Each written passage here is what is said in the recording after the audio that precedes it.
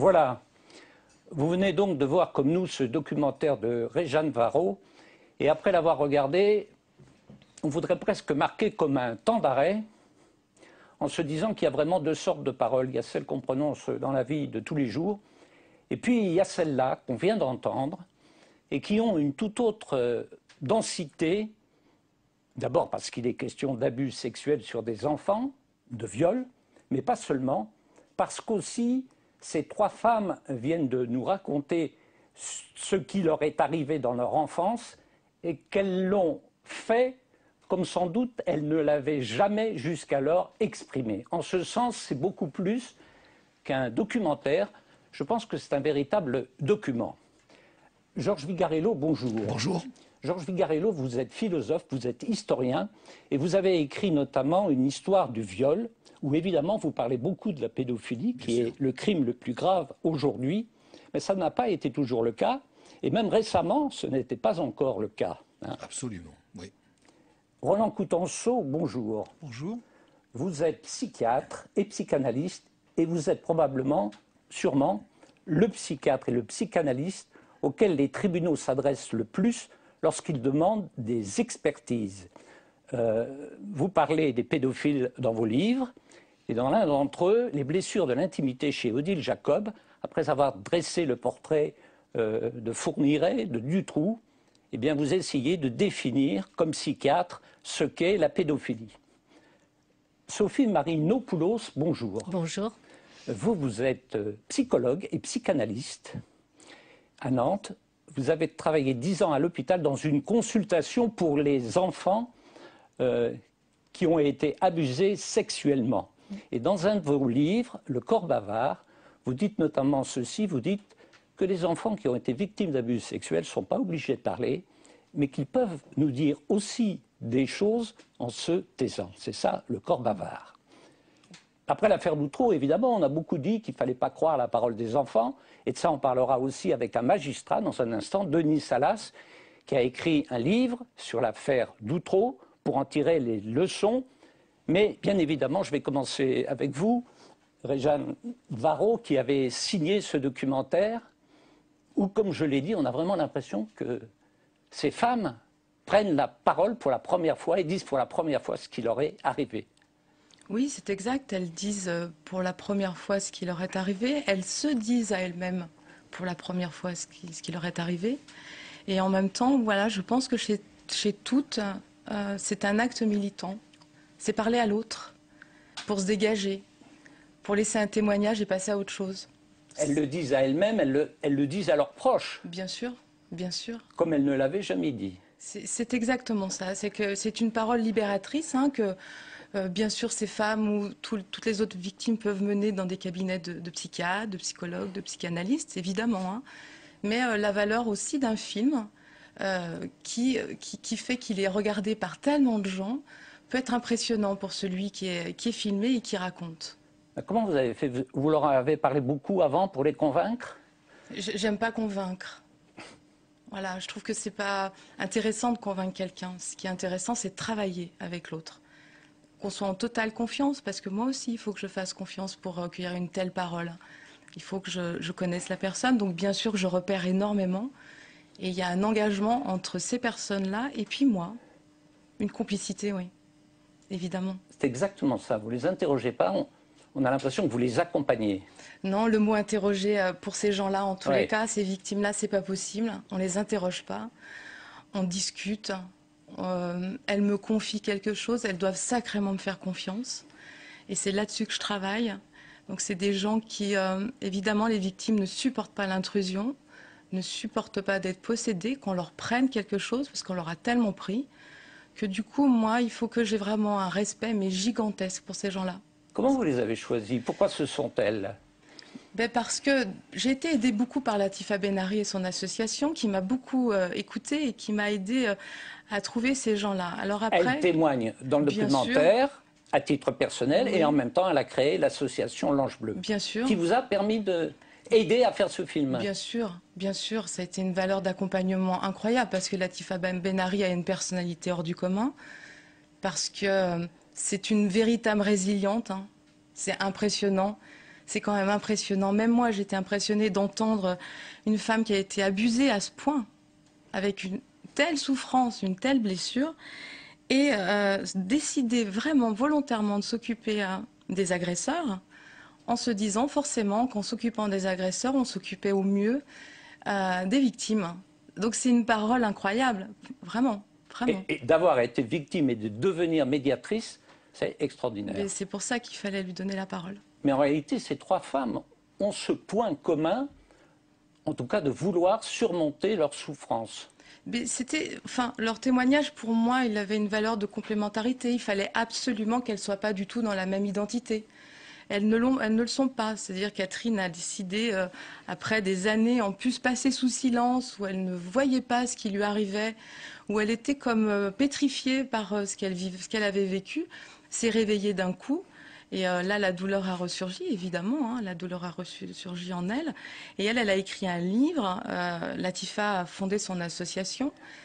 Et puis Gisèle, alors elle, c'est la parole de l'être humain, mais dans toute sa splendeur, dans sa beauté. Elle est universelle. Elle n'a rien créé, elle n'a rien, elle parle. Voilà. C'est Gisèle. C'est ce que je dis, la parole. Elle parle, quelqu'un qui s'est tué et qui tout d'un coup parle. Elle parle. Sophie Marinopoulos, vous qui avez pendant 10 ans écouté précisément la parole des enfants abusés sexuellement, qu'est-ce que vous pensez de ce film et de ce qu'il montre? Ce qu'il montre, c'est à quel point la souffrance a du mal à parler, à mettre des mots précis, concrets, pour transmettre quelque chose de son être. C'est ça, ce qui leur fait violence, c'est qu'elles ont vécu quelque chose de terrible, et ensuite elles n'arrivent plus à trouver les mots pour dire non pas comment ce corps, parce qu'il y a le corps physique certes, qui a été abusé, violé, pénétré, mais c'est le corps psychique qui est durablement atteint, c'est-à-dire cette vie psycho-affective démolie, détruite, écrasée, et pour lequel il va falloir réussir à rassembler en rassemblant les mots. Et les mots, ils viennent extrêmement lentement. C'est ça la beauté de ce film, c'est-à-dire c'est pas seulement ce qu'elles expriment, c'est la manière dont elles l'expriment. Mais le regard. On vibre avec elles. Enfin, on ne peut pas dire le contraire quand on les entend. On voit ce mouvement psychique qui doit se mettre en route, cette lenteur. Vous imaginez bien que quand il faut qu'elles aillent dire qu'elles ont été abusées au commissariat ou dans n'importe quel lieu qui attend quelque chose de concret, de précis, c'est pas du tout la même logique. On voit bien là que le temps de la parole n'est pas le même par exemple dans une enquête, quelle que soit la qualité du professionnel qu'il a, et le temps des mots pour être et revenir à son être. C'est là la difficulté pour ces femmes et pour les enfants encore plus, qui sont au plus proche de leur vie affective. Roland Coutenceau, quand on est psychiatre, voilà, ce parti pris de parler de la pédophilie sans montrer les pédophiles, comment vous le prenez, ce parti pris? Ma réaction sur ce film, d'abord j'ai trouvé que les 3 personnages féminins avaient une parole décantée. C'est pas toujours le cas. Parfois, un petit peu, on est au plus près de ce qu'on ressent. Là, on sent qu'il y a une réflexion, qu'il y a un travail sur soi-même qui a été fait, et donc qui est particulièrement saisissant. Et en même temps, j'en profite pour souligner un des thèmes peut-être qui peut interroger le spectateur. On se dit, mais pourquoi est-ce si difficile pour les enfants, et en même temps c'est logique, de le dire, parce qu'il y a une réaction un peu simpliste, on se dit mais plus vite quelqu'un dénonce son agresseur, plus vite les choses s'arrêtent. Et les témoignages le montrent bien, il y a une difficulté de parler de ce qu'on subit. On se demande ce que son père va en penser, est-ce que la mère va nous croire? Et c'est pour ça que j'ai développé dans tout ce qui est les violences familiales, une interpellation de l'entourage. Au fond, il faut que l'entourage soit sensible quand un enfant donne des comportements un petit peu, je dirais, peut-être banaux, mais en même temps un peu inquiétants. Il y a un travail de devinement de l'adulte. Alors, c'est très difficile de deviner, mais dire, tiens, il y a peut-être quelque chose qui te chagrine, est-ce que c'est quelque chose de difficile à dire? Beaucoup de victimes m'ont dit, si j'avais pensé que quelqu'un de mon entourage avait deviné, je l'aurais dit plus tôt. Et donc moi, ça m'a frappé parce que dans les 3 témoignages, elles décrivent bien comment elles ont été pris au piège de comment dire à ceux qui m'aiment que je subis ça de quelqu'un qu'ils connaissent. Un oncle, un proche, l'ami de mon père. Donc il y a cette proximité et c'est ça qui me semble émerger aussi de ces 3 témoignages. Et vous, Georges Vigarello, vous avez écrit une histoire du viol je pense que ce que nous venons de voir, il y a encore quelques années, il y a même quelques années seulement, on ne l'aurait pas imaginé. Oui, ce que nous venons de on ne l'aurait voir, pas imaginé il y a encore quelques années. Absolument, ce que nous venons de voir est extrêmement frappant. Je ne reviens pas sur ce qui a été dit. Moi, ce qui m'a marqué, c'est effectivement cette difficulté à dire, cette émotion. Ce qui m'a marqué, c'est le fait que on le voit de manière tout à fait tangible. Il y a quelque chose qui est de l'ordre du trauma. Or, ce trauma, c'est-à-dire finalement le fait d'avoir été détruit psychologiquement. Or, ce trauma n'était pas pensé auparavant. Auparavant, c'était vraiment un prisme moral qui jouait son rôle. Autrement dit, l'enfant a abusé, perd sa virginité, il ne peut plus se marier, il est discriminé.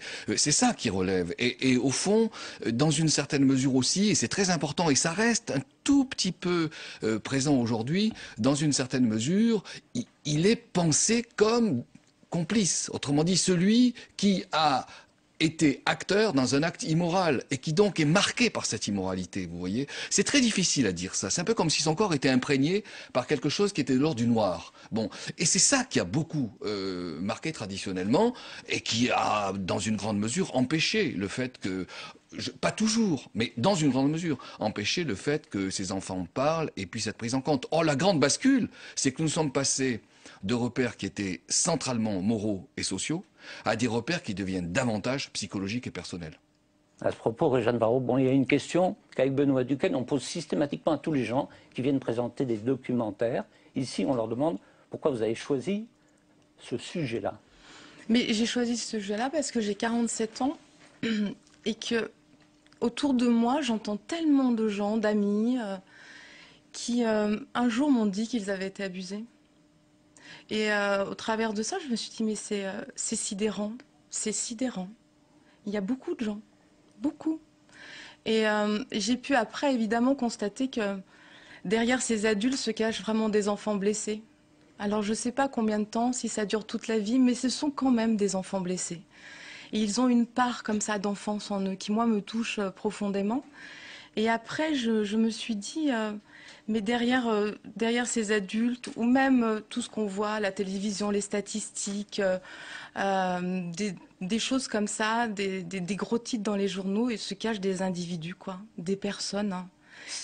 Ce film, il a transformé la vie de ces trois femmes.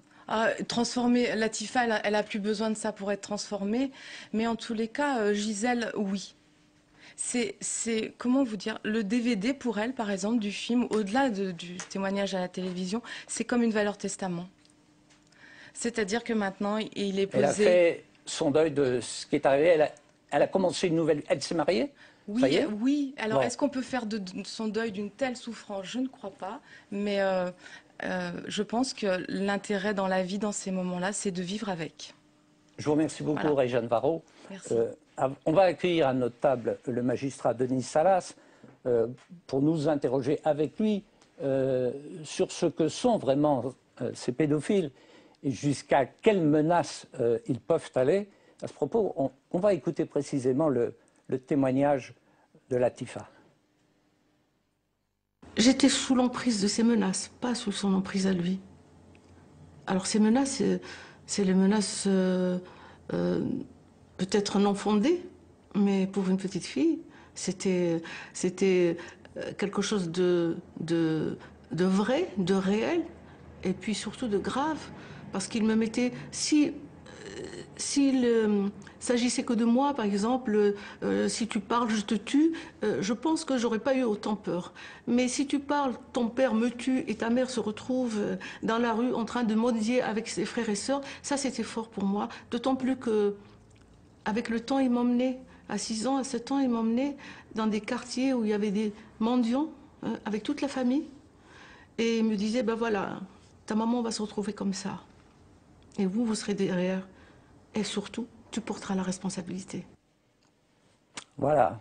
Dire à une petite fille, si tu parles, ton père va me tuer, et surtout ta maman va se retrouver dans la rue à mendier, quand on se demande ce qu'est la perversité, ça, Roland Coutenceau, c'est une belle définition, non?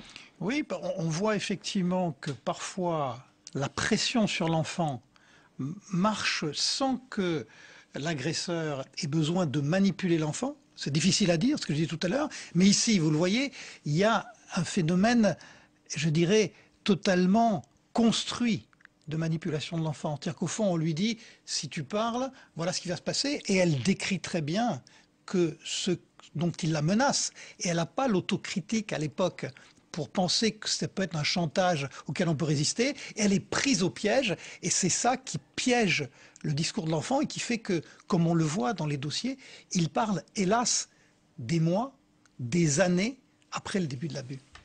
Dans un de vos livres, vous racontez que vous avez consulté les casiers judiciaires des pédophiles et que vous avez été très surpris de découvrir que beaucoup d'entre eux, 20%, avaient déjà été condamnés, pas pour pédophilie, pour escroquerie.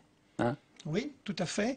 Ça, c'est un des mérites d'étudier les casiers judiciaires. Et oui, je le dis très librement. Quand j'ai fait ce travail au CNO en 90, je m'attendais à trouver des pédophiles, uniquement pédophiles, un peu le malheur. Mais au fond, on voit bien que le fait qu'il y ait l'escroquerie, qu'est-ce qui est en commun à l'escroquerie et la pédophilie? C'est le savoir-faire de manipuler autrui.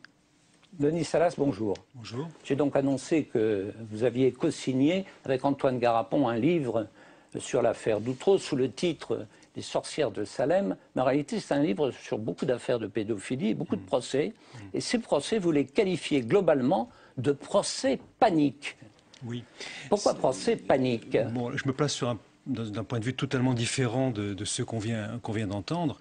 Il y a eu dans l'histoire, à chaque fois qu'il y a eu des faits de pédophilie massivement repérés par des sociétés, des phénomènes de panique qui se produisent, des paniques morales, des paniques anti-pédophiles. L'une des premières a été l'affaire des sorcières de Salem en Rappelez-nous les sorcières de Salem. En 1692, dans l'État du Massachusetts, à Salem, une trentaine de personnes ont été torturées, ont été exécutées, suite à des dénonciations de fillettes qui s'estimaient victimes, possédées par Satan. Et le grand Satan, c'était ceux qu'elle dénonçait. Et on a fait une comparaison entre ce complot satanique qui a désagrégé cette société, et puis les réseaux pédophiles, plus ou moins sataniques eux aussi, qui ont été recherchés passionnément par la justice, par des justices, parce que ça a touché les États-Unis, l'Europe, la France, l'Allemagne, à différents niveaux. Et on observe à chaque fois dans ces affaires-là des erreurs judiciaires massives et des phénomènes de repentance, de regret qui se produisent immédiatement après pour reconnaître les erreurs qui ont été produites. Mais dans l'affaire qu'on a évoquée dans le documentaire, c'est pas du tout le procès panique, c'est au contraire la loi du silence d'une façon incroyable. C'est exactement tout un village qui est au courant et personne ne dit rien. C'est exactement l'inverse. On est passé d'un extrême à l'autre, d'une loi du silence scellée dans le système familial. Pendant très très longtemps, l'inceste était en quelque sorte protégé par le monde familial de la honte, on se protégeait de la honte, à une espèce d'ouverture panique massive dans laquelle les lois se sont engouffrées elles aussi et qui n'a pas permis effectivement toujours de prendre la mesure de ces vrais traumatismes. Juste une question très concrète, mais c'est pour ne pas oublier de vous la poser. Aujourd'hui, un pédophile est peut-être condamné à combien d'années de prison ? Ça peut être très très variable. Aujourd'hui, un viol ou une agression sexuelle avec circonstances aggravantes, on peut donner comme moyenne 10 ans d'emprisonnement. Parfois même, le pédophile criminel peut être condamné plus lourdement qu'un meurtrier simple, si j'ose dire. Georges Figarello, l'instituteur pédophile, ce qu'on a vu là dans le documentaire, dans votre histoire du viol, ça revient à plusieurs reprises. Hein. Ah oui, c'est une figure presque imposée de l'histoire du viol, ça. Oui, hein. C'est une figure parce que il est porteur d'une certaine autorité et effectivement, cette autorité, lorsqu'il a la volonté d'agresser l'enfant, cette autorité, il peut en profiter d'une manière totalement perverse. Donc c'est une figure importante. Il faut dire que c'est une figure qui prend réellement une dimension marquante au XIXe siècle. C'est plus sombre auparavant. Mais on a des cas au XIXe siècle qui sont tout à fait parlants. Et ce que vous montrez aussi, c'est que pas les pédophiles tels qu'ils sont, mais les pédophiles tels qu'on les imagine, là aussi il y a une histoire. Aujourd'hui, on les imagine pas du tout comme on les imaginait. Bien sûr, il y a une histoire de la figure. Ou au XVIIIe siècle. Oui, il y a une histoire de la figure de l'agresseur. Cette figure de l'agresseur, si on reprend l'exemple du début du XIXe siècle, c'est une figure qui consiste à penser qu'il profite de son autorité ou qu'il est en manque de sexualité. Et donc il se tourne vers l'enfant.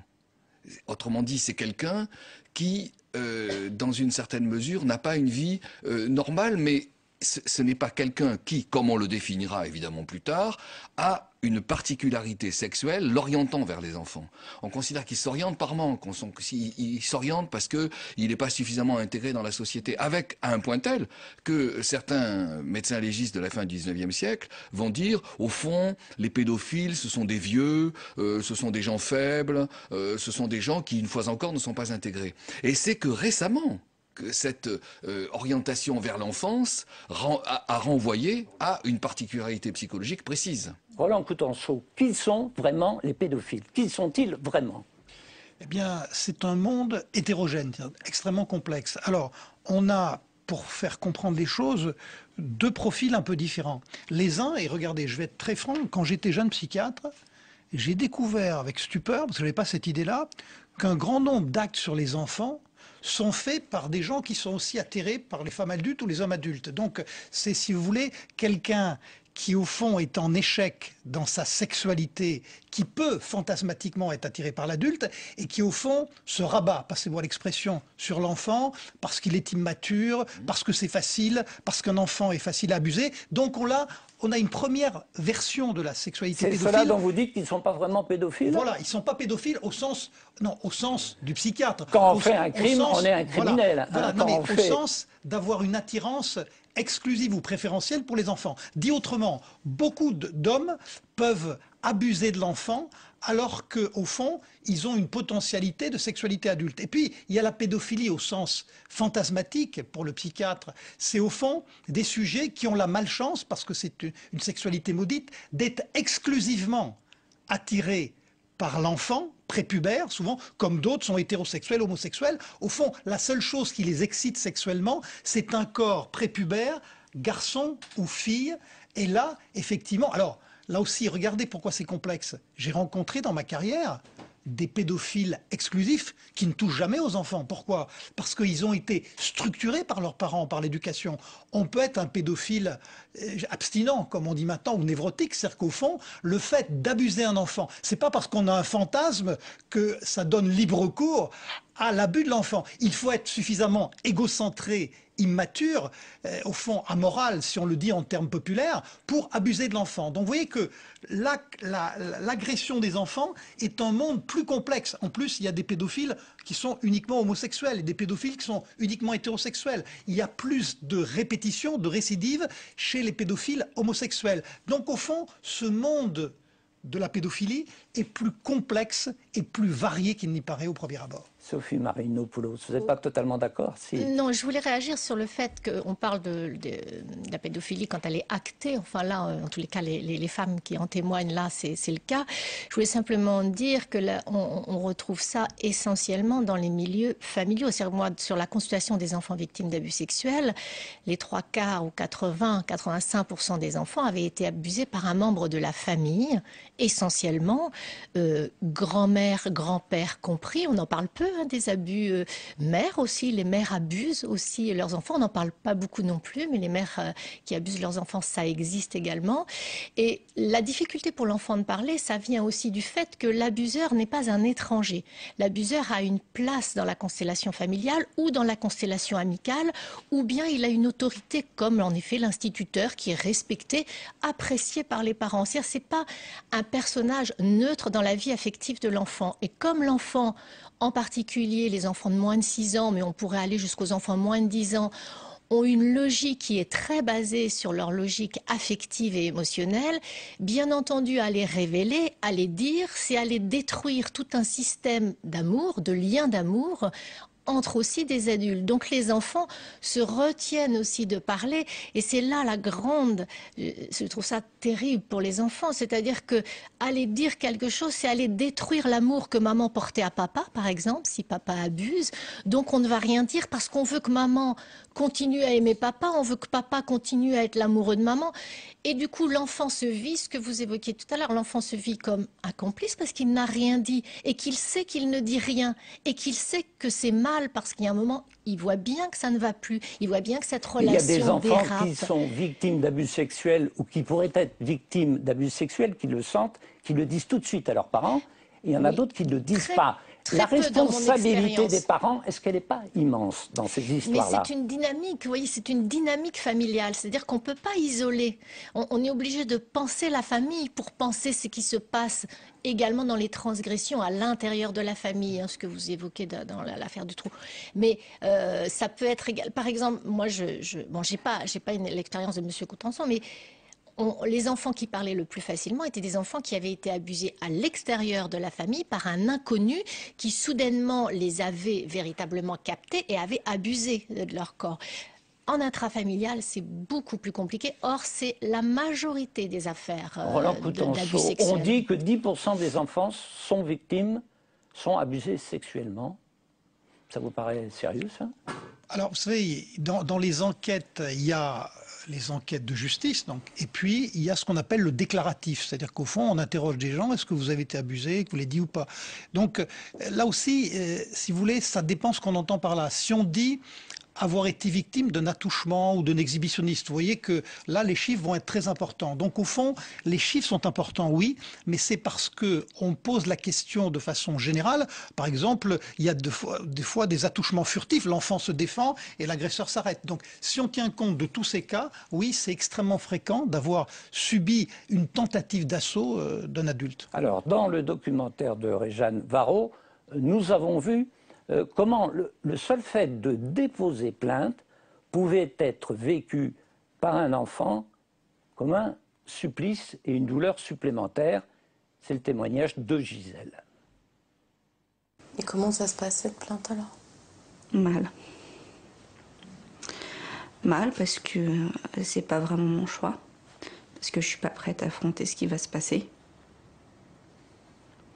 Donc, je me retrouve face à des inspecteurs qui me posent des questions. Et les questions, ça tourne à... Peut-être que vous avez confondu. Peut-être que c'est pas tout à fait ce qui s'est passé. Voilà. J'ai l'impression que je suis pas crue, je suis pas entendue. Et finalement, voilà, c'est ça. On me traite de menteuse. Vous avez l'air en colère. Oui. Pourquoi?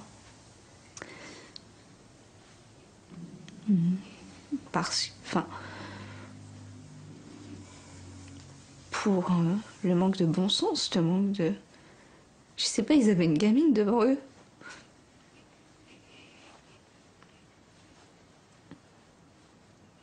On fait pas ça à un enfant. Denis Salas, comme vous êtes magistrat, je sais d'avance ce que vous allez nous dire. Vous allez nous dire que la justice est bien obligée d'interroger ceux qui déposent plainte parce qu'elle a besoin de preuves. Mais quand il s'agit, d'un enfant, et qu'en plus de surcroît, il n'y a pas vraiment de preuves, est-ce que la justice est consciente que c'est un supplice pour un enfant?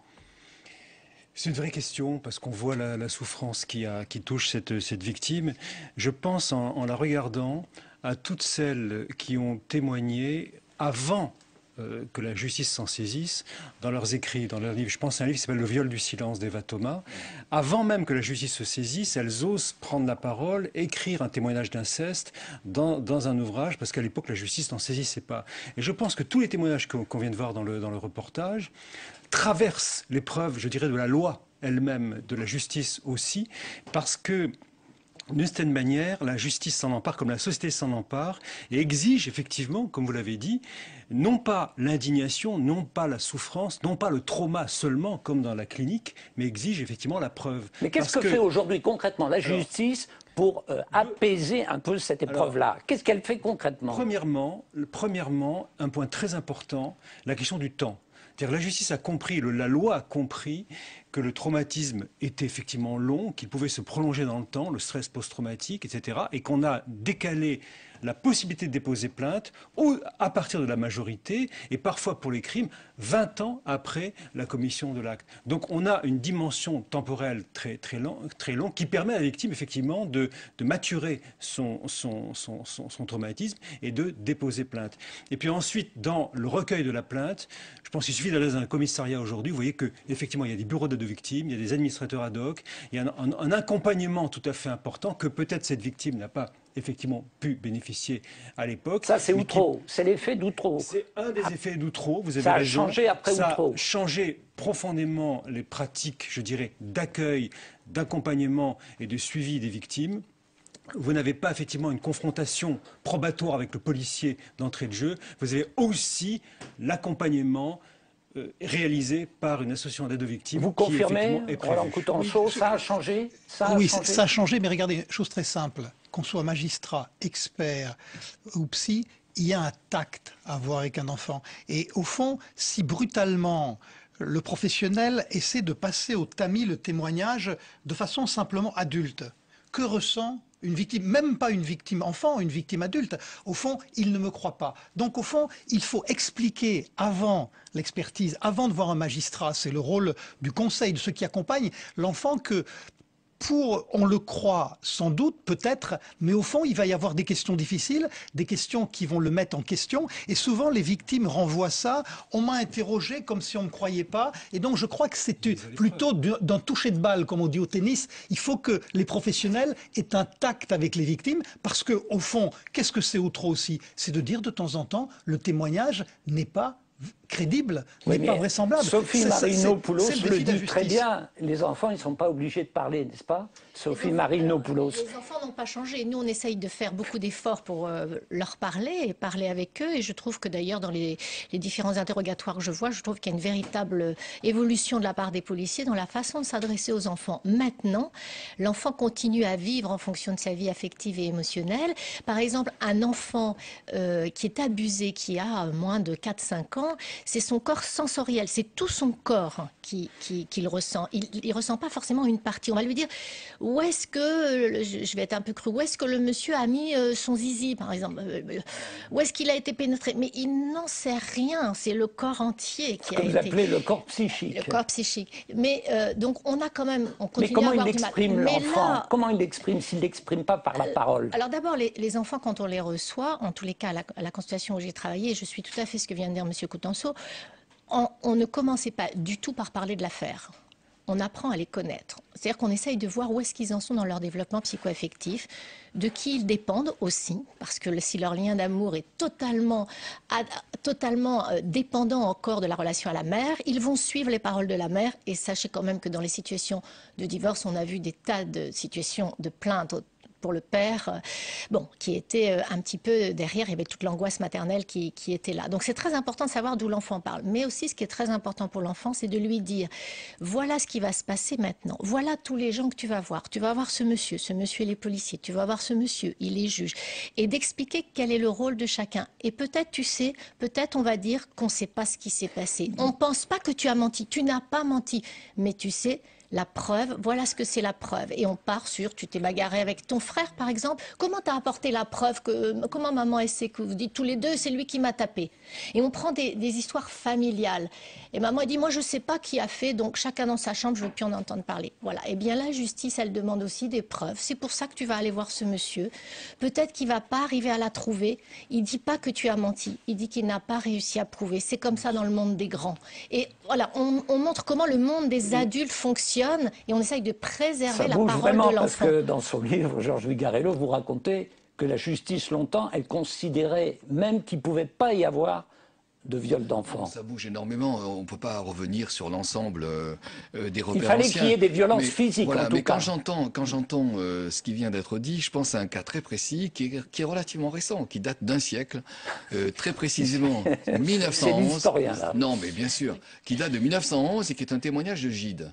Gide a été juré dans un tribunal d'assises à Rouen et il raconte ce qu'il a vu. En particulier, il y a un cas que nous, aujourd'hui, nous appellerions de pédophilie, mais à l'époque, c'était pas vraiment le nom qui était donné, qui est le suivant. Une petite fille de 8 ans a été agressée et on lui demande de parler. Et on lui demande de parler devant le tribunal. Elle est trop petite, on la voit pas, on l'installe sur une chaise. Et qu'est-ce qu'on voit? Des pleurs. Donc, on voit bien que la justice, dans sa tradition, veut absolument des faits, et dans sa tradition aussi, elle n'est pas en mesure de bien interroger. Or, ce qui s'est produit quand même, il faut le reconnaître, parenthèse, j'ajoute, Égide est du côté de l'agresseur. C'est-à-dire qu'il dit cette petite fille, en fait, elle a peut-être séduit, etc. Je vais faire ma parenthèse. Il y a quelques raisons. Oui, Oui, bon. oui, bien sûr, bien sûr. On est d'accord. Mais on voit bien, à travers ce que dit M. Coutenceau et Denis Salas, ce que dit aussi Marie Maronopoulos, que finalement, la sensibilité a profondément changé. C'est ça qui me frappe, moi. C'est une sensibilité à l'égard de l'enfance qui a changé et qui exige finalement qu'aussi bien au niveau de la police qu'aussi bien au niveau des juges, la façon d'écouter est profondément bougée. Alors je voudrais tous vous faire réagir évidemment à l'initiative de l'Ange Bleu et de sa directrice Latifa Benari de susciter des rencontres, des espaces de dialogue entre les victimes et les agresseurs. Elle disait pourquoi, dans le documentaire, elle a pris cette initiative. J'avais 20 ans, c'est une victime qui m'a parlé d'un abuseur, d'un agresseur. Elle le voyait comme ça, vous savez, j'étais en Algérie. J'ai voulu le rencontrer et elle m'a dit je te donne l'adresse et tout parce qu'il m'embête, parce que je peux même pas passer à côté de lui. Alors je suis allée le voir et j'ai découvert une grande souffrance par rapport à cette orientation sexuelle qui minait sa vie. Et j'ai pleuré parce que j'avais un jugement envers tous les agresseurs, envers tous les abuseurs, qui était très négatif. Moi, c'est pas ce que peuvent dire les gens ou la société qui m'intéresse. Ce qui m'intéresse, c'est le résultat. Et les résultats étaient probants. C'est-à-dire, à partir du moment où j'ai rencontré cette personne qui a pleuré, qui a souffert, qui a révélé ses ressentis et qui a demandé de l'aide. Il a demandé à me revoir. Pour moi, c'est le plus important. Parce qu'à partir de là, il n'a plus jamais embêté cette petite. Après ces paroles impressionnantes, Denis Salas, je me retourne de nouveau vers vous parce qu'en Belgique, on a appris dernièrement que le père d'une des victimes de Dutroux, le père de la petite Julie, il avait demandé à rencontrer la complice, la femme de Dutroux, qui a été condamnée, qui a fait 16 ans de prison, mais qui est en libération conditionnelle, qui vit aujourd'hui dans un monastère. Il a demandé à la rencontrer, dit-il, parce que il veut vraiment savoir ce qui s'est passé. Est-ce que ça, en France, dans la justice française, on peut concevoir ça ou pas? Tout à fait. Nous avons actuellement une mutation considérable de la manière dont la justice appréhende ces questions-là. Elle est toujours, je dirais, fondamentalement dans un registre de réprobation, de jugement, remettre chacun à sa place, l'accusé, la victime, afin qu'il n'y ait plus de confusion dans les places de chacun. Mais en même temps, l'œuvre de justice est plus vaste que cela. Et on voit apparaître aujourd'hui, effectivement, comme le fait l'Ange Bleu, au-delà même de la justice elle-même, dans tous ceux qui peuvent travailler à l'œuvre de justice, des rencontres entre auteurs et victimes. Et il se passe effectivement cela depuis longtemps au Canada. Là, on en entend deux qui disent ça m'aide. Hein, une victime l'Ange Bleu, et un agresseur. C'est des groupes de parole entre agresseurs, entre auteurs. L'expérience à laquelle je pense, c'est une expérience qui s'est passée à la prison de Poissy. Ce sont des rencontres entre auteurs, pas seulement pédophiles d'ailleurs, c'est plus large, et victimes, mais qui n'ont pas de lien direct entre elles. C'est des relations, des échanges d'expérience à expérience. Et on s'aperçoit que émerge à ce moment-là une autre demande de la victime, une demande de vérité. Dites-moi exactement ce qui s'est passé, je veux savoir, je ne serai pas en paix tant que je ne le saurai pas. Et seul un agresseur peut répondre, même analogiquement, à cette demande-là. Une demande de reconnaissance. Est-ce que je dois être, comment puis-je être reconnu à ma place de victime et qu'est-ce qu'effectivement ce regard peut me renvoyer de ma place de victime. Et enfin une demande de réparation qui va au-delà de ce que peut faire un peu misérablement la victime en termes de dommages, intérêts ou de peine, une demande de reconnaissance par les mots, par l'imputation, par la reconnaissance de la place. Et toutes ces demandes-là émergent en dehors de cadre judiciaire, dans une vision plus globale, plus humaniste, plus généreuse en quelque sorte aussi, de ce que peut apporter l'œuvre de la justice. Vous y croyez, Roland Coutenceau, à ce type d'expérience? Regardez, chaque destin est différent. Il faut distinguer le fait, pour une victime, c'est une minorité, de rencontrer son agresseur. Prenons la famille. Par exemple, après l'inceste, on peut dire « je ne veux plus voir mon père ». Et il y a des victimes qui se structurent comme ça. Le père est défaillant, elles ne veulent plus le voir. Il y en a qui disent « ça dépend ce qu'il dit ». S'il s'autocritique, s'il m'explique pourquoi il a fait ça, s'il me demande pardon, peut-être je le reverrai. Il y en a qui disent « je l'aimais pour autre chose, mais je lui en veux pour ça, et je l'aime quand même, et je lui accorde mon pardon ». Donc ça, c'est la victime avec son agresseur.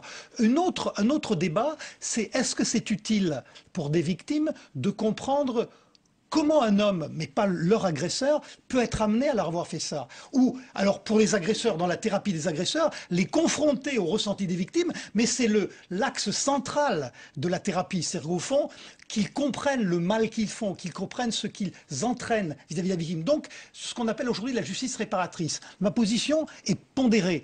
D'ailleurs, de temps en temps, effectivement, tout le monde ne peut, c'est pas une solution pour tout le monde. Si ça aide certains, pourquoi pas? Mais effectivement, comme toujours en médecine, il y a des indications et des contre-indications. Dans certains cas, ça serait complètement aberrant. Donc, c'est une potentialité, mais il ne faut pas le généraliser et dire, voilà, c'est le salut, il faut que les gens pardonnent. Vous voyez, sinon on serait dans des logiques très discutables sur le plan social et même sur le plan humain et même sur le plan religieux. On n'a pas à accorder le pardon. Le pardon est une possibilité parmi d'autres, mais c'est pas la seule. Il y a une question, avant de conclure, que quand même, il faut qu'on aborde. Parce que c'est celle-là qui intéresse le plus beaucoup de ceux qui nous écoutent. Est-ce qu'il faut mettre en garde un enfant contre les pédophiles? Parce qu'un enfant, si on ne lui dit pas à l'avance ce qui est bien, ce qui est mal, il ne peut pas le savoir. Oui, alors on a commencé ce travail-là, d'essayer de mettre les enfants en garde. Mais, en famille. Alors, le problème, voilà, c'est que le pédophile, c'est pas un affreux monsieur avec des grandes dents et des grosses oreilles et qui fait mal à tout le monde. Vous voyez bien, hein, la question du discours de prévention auprès des enfants est extrêmement difficile à avoir. C'est-à-dire, c'est pas la personne, mais c'est un contexte, on doit prévenir les enfants. Je pense la façon dont les pédophiles, alors hors famille, vont chercher les enfants. Par exemple, je pense à Dutroux qui allait chasser les enfants et qui, avec sa propre femme et ses propres enfants, et qui arrêtait les enfants sur le trottoir en disant « Tu sais pas où il y a un médecin, ma petite fille est malade, est-ce que tu peux me guider ?» etc. Ça, par exemple. Un adulte qui a besoin d'un renseignement, il n'arrête pas un enfant de 8 ans. Il demande à un adulte. Donc, c'est ce contexte. Il faut apprendre aux enfants. Non, c'est pas toi qui dois donner l'heure. Si tu as 6 ans, c'est pas toi qui donne l'heure à un adulte. Un adulte qui te demande l'heure, il y a quelque chose qui va pas. Même si c'est une très gentille dame et un très gentil monsieur. Et c'est là où on peut parler avec les enfants de la place de l'enfant et la place de l'adulte. Georges Vigarello, pour conclure, vous concluez votre histoire du viol en disant « La violence sexuelle est la marque de notre temps ». Moi, je pense que ce dont on a parlé, là, c'est aussi la marque de notre temps, des victimes qui s'aident entre elles, qui se constituent en association. Oui, la marque de notre temps, de ce point de vue, avant d'en venir à la violence sexuelle, c'est deux choses. C'est d'une part le fait de reconnaître davantage la victime dans la souffrance qu'elle a subie, mais c'est aussi de s'interroger sur le comportement de l'agresseur, ce qui jusque-là n'avait pas lieu. Et en même temps, il me semble que la grande violence aujourd'hui, qui est considérée comme insupportable, c'est la violence psychologique, c'est le fait d'oppresser psychologiquement quelqu'un pour, en quelque sorte, de traverser. Bon, merci beaucoup à vous tous. La semaine prochaine, Benoît Duquesne animera un débat à haut risque, les femmes et la politique. Voilà, merci à Laurie Dafas qui nous aide à préparer ces émissions. À très bientôt.